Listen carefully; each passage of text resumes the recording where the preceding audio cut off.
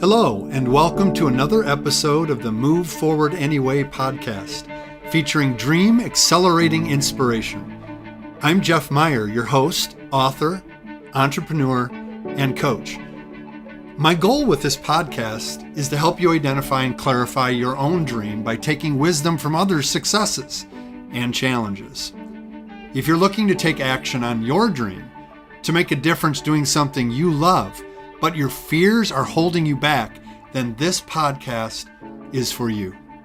If you're interested in finding additional support, you can also check out my Dream Accelerator coaching program designed to help realize your full potential and reshape your future. As always, you can learn more about my Dream Accelerator program at jeffmeyer.org. Using my Dream Accelerating formula, heart-centered entrepreneurs can focus on their dream, name their fears, change their mindset, define their next, and move forward anyway. Welcome back, fellow dreamers, to another episode of the Move Forward Anyway podcast. I'm your host, Jeff Meyer.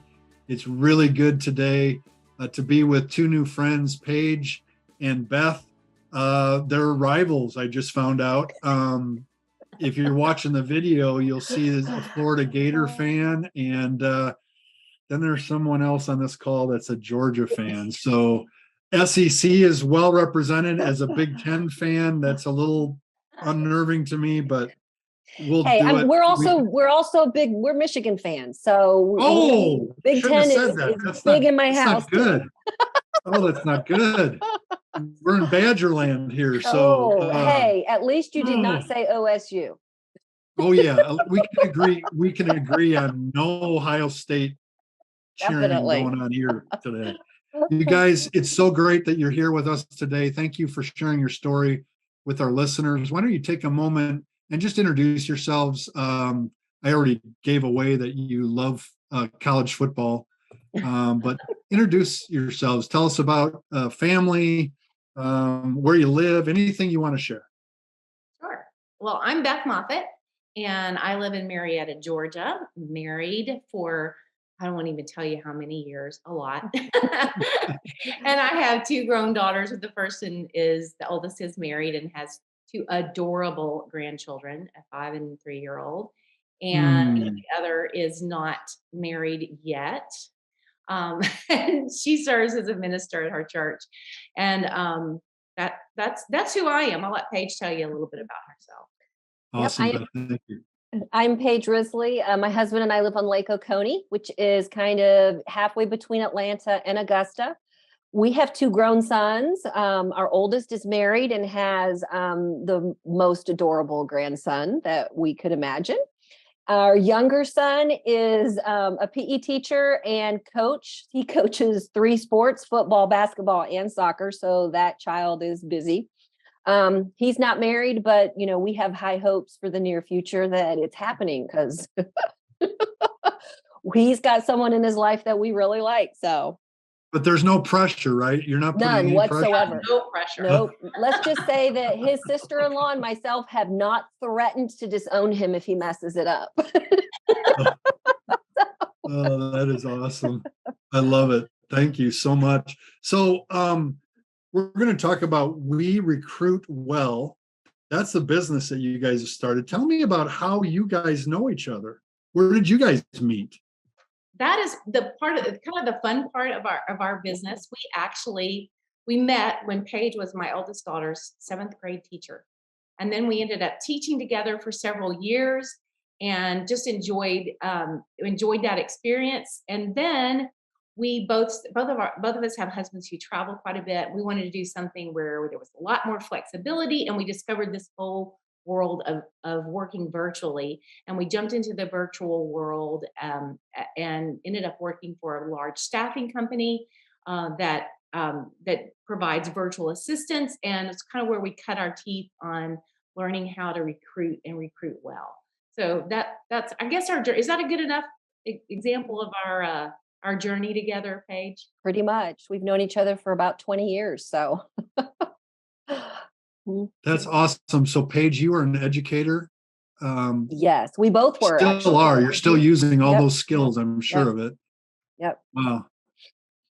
And and the desire to explore virtual work, Mhm. which probably gave you more freedom than being an Yep. educator. I would Yep. imagine you probably pursued that, and that's where you cut your teeth, as Beth said. Very interesting. So you worked for this large company, and why aren't you still working for this large company? What happened? Yeah, for me, for both of us, it really was. We thought there was a better way of doing what we were doing, of providing assistance for for small business owners, and in that realm of going to an agency to find help for your business, they're acting as a middleman, and it's a long-term relationship with that company. And if you're a smaller business owner, you can't afford their fees. You can't afford that $50, $60 an hour rate to pay somebody to come into your business on a fractional time frame, when really in reality that person's getting paid between $18 and $30 an hour. So as a small business owner, we're cutting out that long-term middleman. We just charge a smaller fee to find you that person, and then they're your person. You don't pay us long-term. So we just felt there was a better way of doing it. And then for me personally, that wasn't the main reason that we both left that company. My family, we experienced with our younger son, a cancer diagnosis at age 24. Oh, And wow. that going through that experience for me and my family, it really, what am I doing? What is my purpose? Why am I working 40, 50, and sometimes 60 hours a week for a salary? I loved the company and I loved what I did, but I could do more and I can do better. And that just really brought me to that realization, is that this isn't where I want to be. This isn't what I want to do. And if I'm going to do this, I want to do it my way, and I want to do it on my terms. So for me, that was what catapulted me into that decision of leaving. Yeah, I love that. There's a couple things in there that through pain was a greater awareness of your calling and your purpose, and being in charge instead of working for someone else's business. Yes. And there's a gap that you were filling, that wasn't, you saw a product that you were working in, but you thought you could do it better. So many entrepreneurial journeys start that way. So if you're listening to this, if you see something that you're working in, but you could do it better or do it differently, that's a great indicator of something you might be able to start, to improve on that product, make it more cost efficient, give more direct connection with the virtual assistant, for example, than to work with the big company. That's how dreams are started. That's awesome. Yep. And what do you want to add to that, Beth? What's your story? Why did you both leave this big company together at the same time, or did you leave separately? Or We did leave separately. I left a little before she did. I was more in the working with clients, and I struggled with it because I saw these small businesses, nonprofits, entrepreneurs paying these really high prices for really good assistance, and I just felt like there had to be something better. And so I kind of pulled away before she did, and then when she kind of went through her experience together, we sat down and said, we can do this.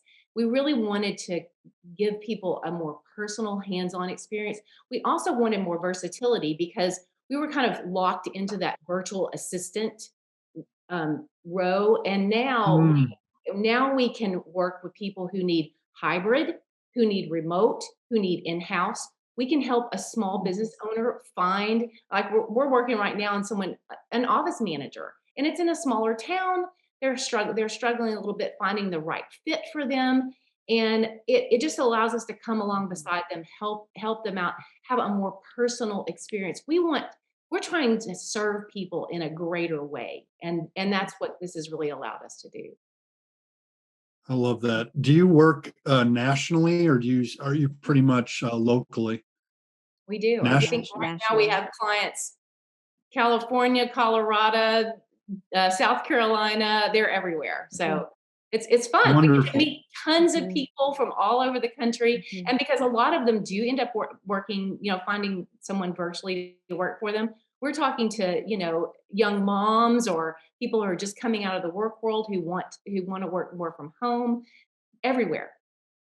Big cities, small towns. It's really a fun experience. So you're doing a lot of the same things I'm doing in terms of helping entrepreneurs launch a dream business. Yes. So I'd like to ask you a question. So what are the common themes that you see for these new entrepreneurs that are launching their business in terms of the reason why they're launching their business? What kind of stories would you share? What repeated reasons or motivations are you seeing for people that are starting their businesses? I think a lot of it is they want to have something for themselves. They want to be more in charge of their day to day. They want to be more in charge of when I'm working, when I'm doing what I'm doing, having the flexibility. Most of them are women who also are balancing family and work. And so they're wrapping a business around a life that they're trying to fit them and mesh them together. And so most of what they're looking for is if they need help, not just in their business, but they need help managing their household schedule and the whole bit and fitting it all together. Yep. So yeah, I mean, I think that's the biggest thing of what we're seeing as to that why. Anything you would add to that, Beth, in terms of the motivation or the why? Things that you've seen? I do think that is a lot of what we see. And I know she said women, moms, but we see it with husbands too. They're saying, I just need more time with my family. And I want to be in my business, but I don't want to be so up in it all the time. I need to, get rid of some of the smaller things. Maybe it's just find someone who's a really good project manager so that I can stop project managing all the time and actually dream in my business. That's awesome. And that's what I do with the Dream Accelerator. I'm seeing it too. People are tired of working for someone else's business, someone else's dream, and they're wondering, what's my dream? And some people come to me and they say, I don't think I have one, but then they discover that they actually do. They just know they need to do something different. Others have had a dream for years, but they've just pushed it aside or squished it and pushed it down because they just need to make a living. And they say, one day I might do that. And I'm saying, let's turn that one day into day one, and let's start taking that journey together with the supportive community and, the skills and resources you're going to need. So that's awesome. So tell me, when you left this big company separately, but close, and you started talking to each other about maybe we could do this better. We can do this, as Beth said. What kind of second voices popped into your head? And what I mean by second voices is you get a first voice that says, let's do this. We can do this. Right. And then very quickly, a second voice comes in, but you don't know enough, or you don't have enough resources, or you're just fooling yourself. All that second voice head trash that talks us out of our pursuit. What kind of second voices did you have rumbling around in your head that you had to confront? I know for a fact, ours was, we are not salespeople. And in order to do what we had to do, we had to sell. In fact, we made the mistake, and I don't know if it was really a mistake, but we started right before COVID. So when we got our first client, COVID hit, we pushed the pause button, and we had a salesperson, and that and for us, it was good because it allowed us to take that pause and reconsider some things. And what we realized is we couldn't really afford a salesperson, and we were going to have to suck it up and figure out how to sell. fortunately, we have two amazing husbands that said, you guys can do this. They believed in us. They kept saying, you sell every day. We hear you on calls. You can do this. So for absolutely for sure, they said, you need to get in there and figure out how to sell. And then we realized we're really just selling ourselves because we're trying to convince somebody to believe that we can help them. And once we realized that, then we both now, I don't think anything at all about getting on a phone call with someone, a lead. It doesn't, does it phase you, Paige? Because I'm more the extrovert, she's more the introvert. So, we are kind of, Yeah. we say, if people who are not watching but listening, we call ourselves Salt and Pepper because I've got dark hair and she has this I love it. You can see it on the screen. It's just great. Salt and pepper. Gorgeous gray hair. She's prematurely Right? gray. White. It's white. It is white. We don't use gray. It's white. That's right. It's white. It's So we are white. Salt and Pepper. We are each other's. I mean, we are back and forth each other. It's God just put us together perfectly for this business and just gave us each amazing abilities. But that was one area we felt like we were very deficient. But the Lord's shown us that we can do it. We absolutely can do this. I still have to psych myself up for sales calls. Like Beth said, I am more introverted and I do have to, okay, you can do this. I'm also an Enneagram 6, so worst case scenario. So before I've even got on the call, I know they're going to say no. And so what am I going to do? And I mean, that's how my brain processes. But I want to go back to what Beth said about when COVID hit and we had the salesperson. I'm the back end, I love all that kind of nitty gritty and the processes and all that stuff. So I, during that time, read the book Profit First. And 2 chapters in, I'm calling Beth and I'm saying, just an FYI, we're totally redoing everything. So just hang on. And the first thing that's going to happen is we're done with the salesperson because we're not giving them 20% anymore. We're done. We're going to suck it up and we're going to learn how to do this. And that was a game changer for us because from that point, I think it was more 2021 when we started doing Profit First and started paying ourselves first, putting it in a different account, taking that money out and moving it in. And we actually then started seeing some return to ourselves. Now, granted, in 2020, it was we were just glad to break even.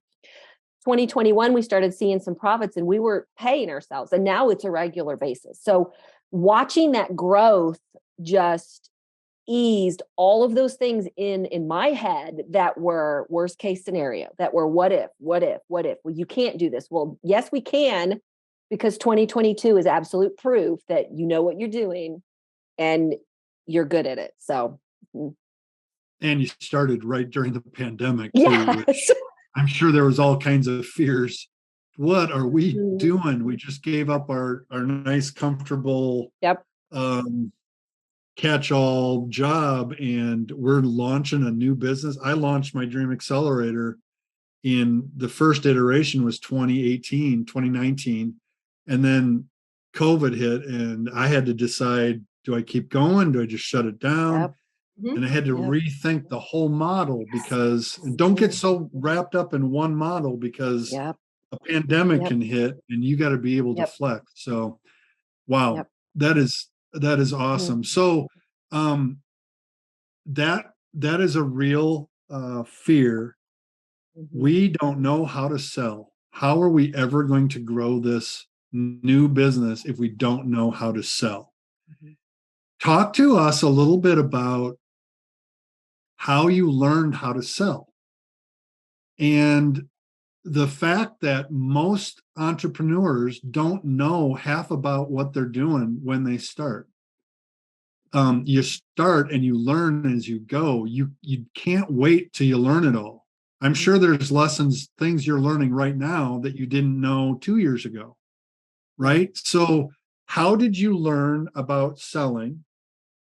Because this is one of the things I run into with the Dream Accelerator all the time. People are afraid to sell. So they'd be very interested in hearing how you learned how to sell. By the way, introverts can be great salespeople because they listen well. And most salespeople fail because they talk over clients instead of probing to understand what they really need. Paige. I see you shaking your head. So be affirmed in your introvert status. How did you learn how to sell? And talk about the learning process as you go. Yeah. For me, it wasn't necessarily learning how to sell. It was two things. It was, again, like Beth said, our husbands. My husband and I share an office space. And so he literally sits close to me and hears me talk to other people about what I do and how I do it. And when I'm interviewing people or talking to a client or anything. And he would repeatedly say, it's not about selling.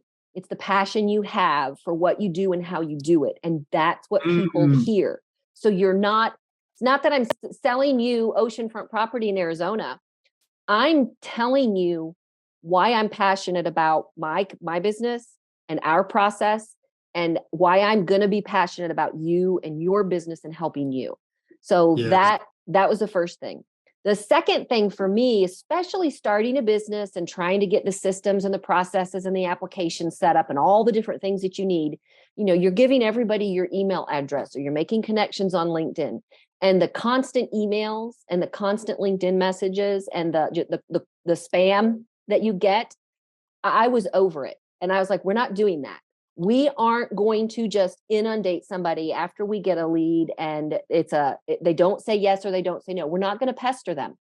And it took us, we've been in business since 2019. We started spring of 2019 very slowly.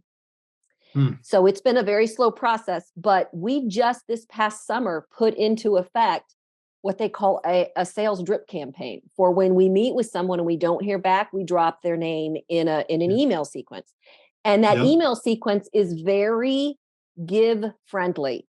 We give them more than we ask. So because we don't want to be that pest, we add value.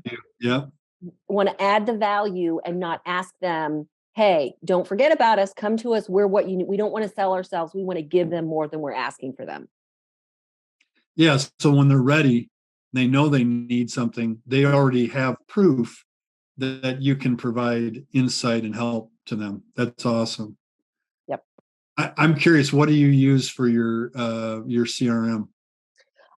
We use, again, I'm that back end person along with a financial person. We use Zoho One because it's pretty cheap. Yeah. And it works for our needs. It works for our needs. It has everything we need in it. Yes, it does. It does CRMs. It's a sales pipeline. It is a books, like QuickBooks. It's got a Zoho Books aspect. It's got a marketing drip campaign aspect. It's got a project management. It's an applicant tracking system. And we don't use all those features. We use other things as well. But for what they charge and for what they provide, it's amazing. It's been perfect for us. It has. It's working. We could geek out on all the back end stuff right now because probably I love exploring that. I've been through so many different programs. That's awesome. How would you add to that, Beth? I think the biggest thing that I do, and I know Paige does this as well, is when I get on a call, the first thing I want to know is, what is your need? I want to hear them out. I never start with what we can provide, because how can I know what we can provide till I know where the gaps are for them? So when I sit on that call, it's all about, tell me about your business. Tell me about where are the problems? What are the issues? Because one of the things that we do provide that's maybe a little bit different from some other recruiting firms is, once we get them, and we find that perfect candidate and they make that offer and they are off to the races, we don't leave them alone. We hang with them for 90 days. We check in regularly to see how things are, because we do want to coach along as we go. Paige is Enneagram certified. I'm DISC certified. We both are well versed in all the tech things out there. If they're struggling with project management, or they're struggling with task management, or maybe they just don't even know where to start delegating, we do have some tools that we can use to help them get that person up and going. So if we don't get all that on the front end and know where the issues are, we can't help them through the process, and we can't help them after the process. That's great. So you're with them for 90 days, and then it's just the relationship between the business owner and their teammate, their new teammate, right? Absolutely. So and that's the difference from the big company that you used to work for, is there's always that middle person that was overseeing, and really the relationship was with that company, not the individual worker. Correct. Yep.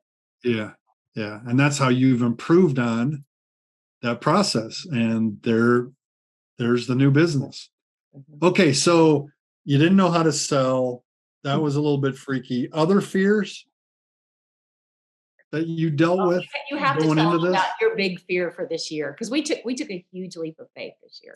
Oh, wait a Yeah. second. So you have fear now after Oh, 2 years in the yes. business? Oh, Paige does. So- I'm not. Oh, I do. Oh, I okay. That's all the constantly. fears for me. I see. I have them all for everybody. Oh Yeah, yeah, I'm all always for like, oh, yeah. everybody. we can do that, You we have can enough handle fear it. for everybody. Yeah. No, so we had been toying with the idea from the very beginning that we wanted to go to the Entre Leadership Summit. That's a huge cost. We knew those were the types of people we needed to connect with. That those were some of the business owners we could help. So we've wanted to go for a while. So this year, we had the money. Well, we kind of had the money. Kind of had the money. Because for two of us, I mean, it was an outlay of money. And we ended up having to dip into, our profit first, our owner's account. We had to dip into our money that we were going to pay ourselves in a couple particular months in order to pay to go to Entre Leadership in May of 2023. So we haven't even been yet. So I called Beth. We had a discussion. We talked about it. We decided, okay, let's do this. So we signed up, and we had clients coming in on a regular basis. And so the May payment was good, or the June payment was good. The July payment was good, and August hit. And I'm like, oh, I'm just like, I was sick at my stomach. I was sick at my stomach because we had the money, but it was money that we were going to pay ourselves. It was our money that we weren't getting paid now for all this work that we did, but I'm letting it go. It is what it is. After that payment came mid-August, my husband and I had, pretty much from mid-August to the end of September, my husband and I were at home for about 10 days between his traveling and some vacations that we had planned and other family obligations we had. And between, September 15th, September 10th through about September 20th, we signed 4 clients. And instantly all that money plus more came back. Yep. And there's no other explanation other than God somehow stepped in and just step of faith. And so I'm just faithful to you. And we've had the best year we've ever had this year. We're wrapping up probably the most clients we've ever had at one time. And it was exciting to me to know that we did something we thought God definitely said, this is something you guys need to step out on faith and do. It's something you've always wanted to do, and we did it. And not that God's always going to show up in that way, but He did for us this year. Yeah. I think also, Beth, you've always had a fear, and your fear was we couldn't handle more than 2 or 3 clients at one time. And 8 right now. In the last 2 months, we've learned we can handle 8 at one time and not lose our minds. We have a great And what about 16? What about 24? Now you start talking about scalability and all of those issues. And honestly, that's what we talked about this morning was that, yes, we can see that even more than 8. There's a way for the way we run things now and how we do things and our processes without adding team members. We can definitely do even more than what we did. So yeah, definitely. Wow. I loved how Paige called out Beth's fear, and Beth called out Paige's reservation or fear. And isn't that how it works? We can see the fear in other people, but we don't have a very good way of seeing it in ourselves. And I love in my Dream Accelerator program when people have aha moments about how fear has been actually impacting them. No one likes to admit that they're afraid, especially in this culture. Well, I'm strong, I can do it. But deep down, there's all kinds of things that get in the way. Businesses struggle mostly not because of external pressures or obstacles, but by the internal stuff we bring to the table that we need to learn how to deal with. And listeners, did you hear what they said? 2 years in, they're still battling some fears that come up. So fear, you never get rid of it. It's always there at some level, lurking. We need to learn how to leverage it and use it for momentum moving forward. So that's awesome. Okay, so I want to hear about some of these clients without divulging any personal information. Tell me, what are some of the dreams that you're helping make happen in the world because of the work you're doing? Tell me about your who's. Who are you helping? What are they up to? You go ahead, Beth. You're Yeah, I'm more the client facing person, although I will say that Paige has started stepping out of her comfort zone and being more client facing because we've I love had it. as we've had so many. It's like, okay, you got to take that one. I think our clients, most of them are really trying to scale their businesses. They're trying to get out of the weeds, and a lot of times they just don't know how. They they're profitable, they're doing well, but they're so bogged down in the day to day that it's overwhelming a lot of times. Mm. And really finding, it's not just finding someone with great skills, because we tell them all the time, you can train people how to do what you need them to do if they're smart. It's really about finding the people to come along beside them, to really serve them, to be their helper, so that they feel comfortable and can trust them very quickly. That's just a lot of it. And it is building trust. Clients have to trust us to find Yep. those people. So it's about building trust within your sphere of influence, just throughout whoever that is, whether it's the people that they're serving themselves as their clients, or the people that they're on their team. Beautiful. And what are they doing? What is their business? Tell me some of the businesses you're helping.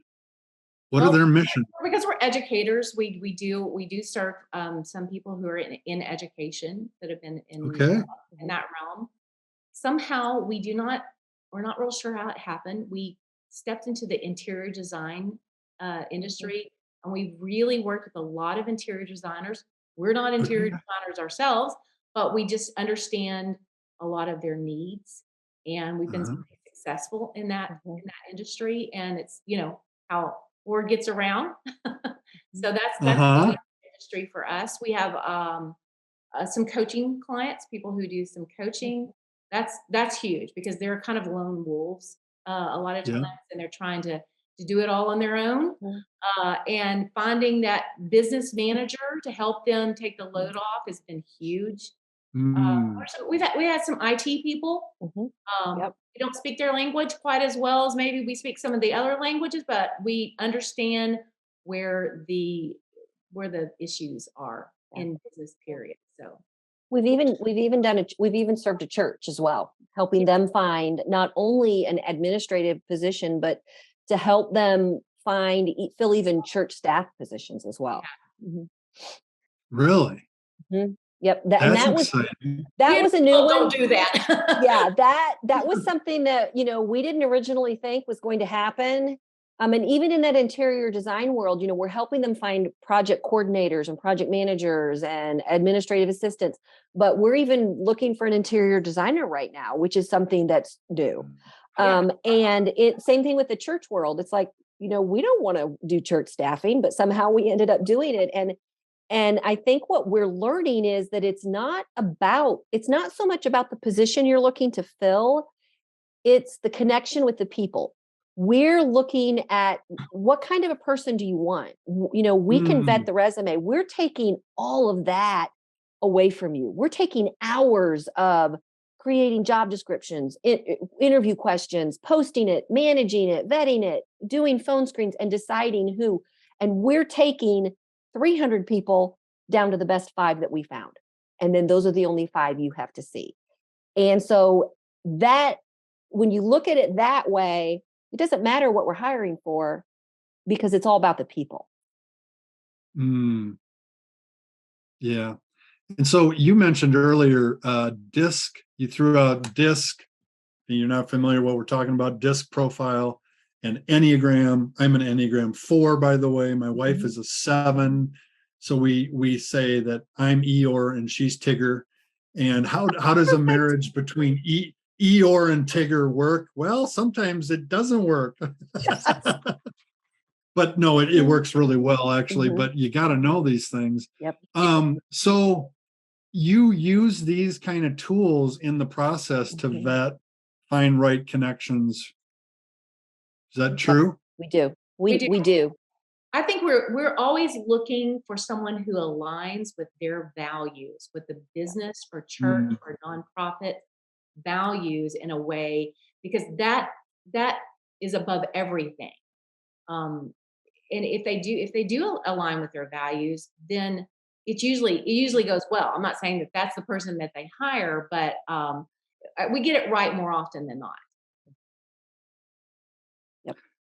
I mean, the hiring process is just wrought with challenges and missteps, right? I mean, it's an imperfect science, even if you've got a great system, because it's still with people, right? Yep. So what are your biggest challenges coming up in 2023? Besides going to Entre Leadership, that is your big thing that's happening in May. That could open up a whole new world of possibilities for you guys. I know that's why you're doing it. What is your big, hairy, audacious goal in 2023 going to be? I don't know if it's 2023. Well, okay, for 2023, I would say that big, audacious, hairy goal would be pretty much doubling our revenue for what we did this year. That's been pretty much our goal every year from the start. We want to double.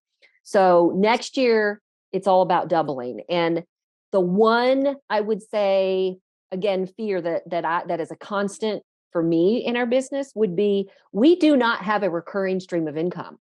So that those big companies, those big staffing firms that maintain that relationship, that's a recurring stream of income for them. We don't have that. You got them for 90 days, and then you got to get a new batch. We have always got to find a new client. We have to find who's next, what's coming, how are we finding them? And they're doing that too. However, when they get a client, they're maintaining that stream of income, and ours ends after we finish the project. So that's the big next thing for January. Where are these clients going to come from? Who needs our help? How we've got to get our blogs to hit them. We've got to up our social media game. How we got to spread the word. We've got to get referrals out there. And then a long-term, big, hairy, audacious goal would be, or however you said that, both of our husbands are very, close within 5 to 8, 10 years of retirement. I am a couple years younger than my husband, and he wants to retire before Medicare kicks in. So our goal is we want to be providing health insurance for our families for when that time comes, so that our husbands can retire on their terms and not on a medical insurance timeline. Yeah. Wow. I love how there's not just business goals, but when you're an entrepreneur, there's also personal and household goals that wrap into this, and that's good. We need to talk about this and plan for it and work towards it. I love how your business ventures are giving back to your households and to your husbands. That's one of the benefits of it. Yep. So doubling. And what about recurring revenue? Have you thought about what that might look like in your business? We have, and every time we start thinking about it, and every time we literally start sitting down to, write a course, create a podcast, or to do what it is we think would be that next step, we start. It's like God says, "No, wait," and here come 4 clients, Right. or here Okay. comes so. Every time we sit down, I mean, I think we've got a deck started for a course. We have a curriculum that we've started writing for a course. And it got literally put on a shelf earlier in the spring when we started having a steady 2 clients consistently every month. And so it's almost, like God just telling us, not yet, not yet. So we just keep waiting because we're just walking through those doors he opens. Yeah. One step at a time. That's great. Would you add anything to the BHAG conversation, Beth? No, I mean, our goals very much align. They do. Yeah, you've worked through that. We do. She used to live near me, so it was awesome. Now she's several hours away. Only 2. It's only 2. Only 2 hours away. So we do a lot of Zoom calls, a lot of phone calls. Sometimes when we're both exercising, that's a great time for us to talk. We got our earpods in and we're chatting and planning for the day. And so yeah, we do as best we can to not be face to face. So I love your friendship. I think that's just probably the best part of the story. How do you maintain that and not get sideways when money's involved and decisions are involved, husbands are involved, who might have different opinions about how to proceed? Or has it just gone swimmingly and you've never had to worry about any of that stuff? I think it's gone swimmingly and we've never had to worry about that stuff. I mean, to be honest, and I think it is, Right? our personalities are very different. We have very different strengths, very different weaknesses. And I know there are times that Beth will come up with an idea and just, this is the greatest thing. This is the greatest thing, or this is the greatest person. And I'm thinking in the back of my mind, you have lost your mind. And but I do the same thing. So I'm like, and You do the same thing, right?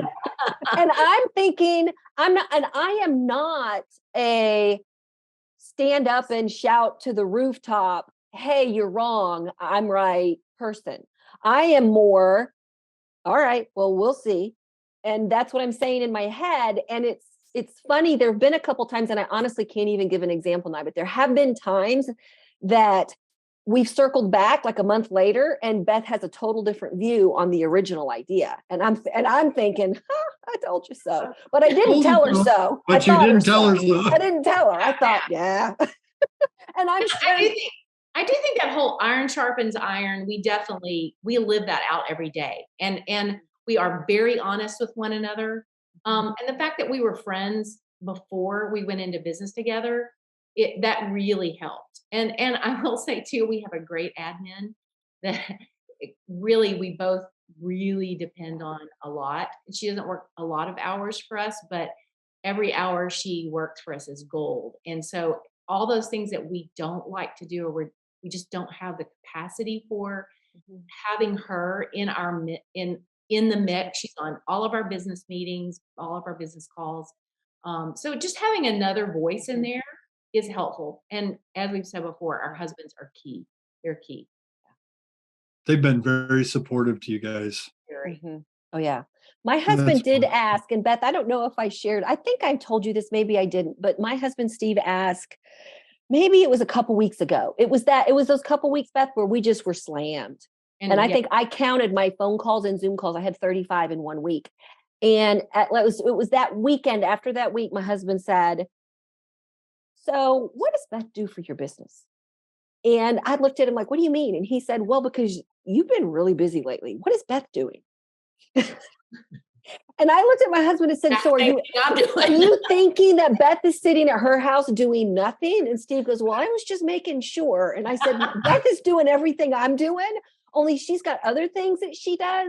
So I literally had to explain to him, here's how we divide our tasks, and here's how we divide and conquer, and here's where my strengths are, and here's where Beth's are, and we have stuck with it.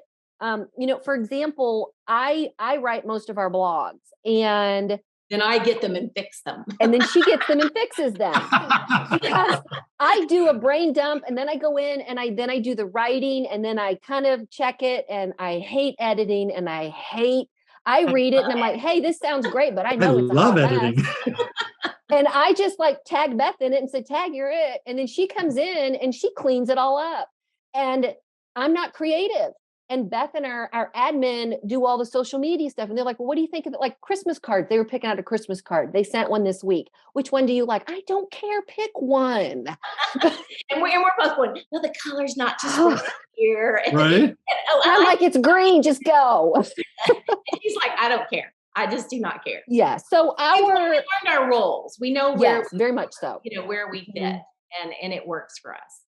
Well, that was a good exercise with your husband, Steve, to talk about it out loud, right? You probably have fallen into that. You intuitively, you've kind of divided it out. It's good to take your intuitive and turn it into something intentional that other people can see too. That's wonderful. I am so grateful that it's worked so well for you guys and the help you're providing so many people. Way to go. Living your purpose and helping a lot of people make a big difference in the world. That's wonderful. I would like you to speak to my listener right now, both of you. What is one thing you'd like to say to them today if they're sitting there thinking, man, I know we could do this, or I know I could do this, but ... What would you say to them today? Don't think it has to be perfect immediately. We've probably made 1,000 changes. Some of them subtle, and some of them huge. In 2 years. Right. That's great. Okay. Don't have to be perfect. Yep. What would you add to that, Paige? I would add to that. We have prayed over our business, our clients, the candidates that we're placing with our clients, and don't ever doubt God, I think is what I would say. That if you feel led to do this, if you feel a strong enough passion for this, that there's a reason. And you got to walk through that door. It's kind of the same thing as our son that I mentioned with the cancer scare that we had when he was 24, who he is now 29. He had two significant events in his life. One, a car wreck at age 18, and then the cancer diagnosis at age 24 that were both very, very significant. And I remember both times my husband sitting him down and saying, you shouldn't be here today. After this car accident, you flat out shouldn't be here. And, cancer's a real thing and it can be scary, and, you shouldn't be here. And for some reason, God's taking you down this road and down this path. And there's a reason you're here. And there's maybe one person in your life you're supposed to touch. So that's what I would say. If you're given this passion, if you're given this dream, there's a reason. And if God's opening the doors, and he might be opening them slowly, or he might just open a floodgate, and you got to walk through it when it's open. And the reason why may not be revealed until you walk through it and down the path a bit. Absolutely. Yep. And then you see it. Yep. That's the way it works. That's wonderful. Thank you so much for that. Where can people find out more about We Recruit Well? Our website is werecruitwell.com. We're on LinkedIn, Facebook, and Instagram, and all of them it's at We Recruit Well. Awesome. It's not We Recruit Good.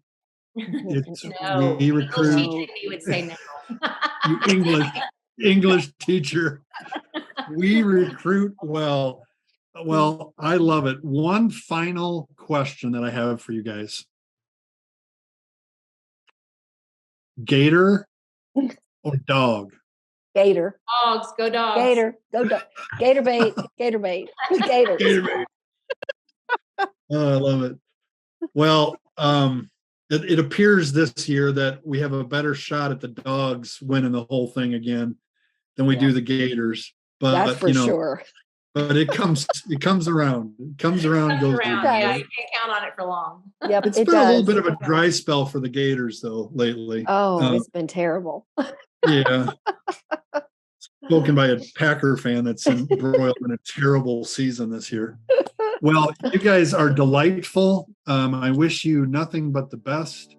I will pray that this year will be double, and that you just have a great life together as you keep pursuing this, as you're helping people. So thank you so much for taking the time today to be with us. Thanks for having us. It was a Thanks for having us. Yep, it really was. You have a fantastic day. Yep, you too. Hey, fellow dreamer. I hope you enjoyed today's episode. Head over to my website, jeffmeyer.org, for all of the show notes and links. And when you're ready to move from overthinking about your dream to actually taking action on it, consider joining the Dream Accelerator community. Our clients are getting crystal clear on their dream with our Dream Generator Vivid Description 5-step process. They're discovering the truth about fear and how to use it as fuel to take courageous steps in the right direction. And most importantly, they are walking a clear path forward because they have made an investment in themselves to confidently realize their dreams. The results are so inspiring. Having coaching and companions on the dream journey is crucial. Remember, fear will come, fear will stay. Move forward anyway.